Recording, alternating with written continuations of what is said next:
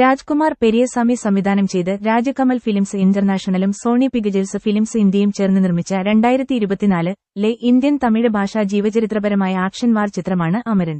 ചിത്രത്തിൽ മേജർ മുകുന്ദ് വരദരാജനായി ശിവകാർത്തികേയനും സായ പല്ലവി, ഭുവൻ അറോറ, രാഹുൽ ബോസ് എന്നിവരും അഭിനയിക്കുന്നു. ശിവ് അരൂരിന്റെയും രാഹുൽ സിംഗിന്റെയും India's most fearless true stories of a modern military heroes എന്ന പുസ്തക പരമ്പരയുടെ അഡാപ്റ്റേഷനാണിത്.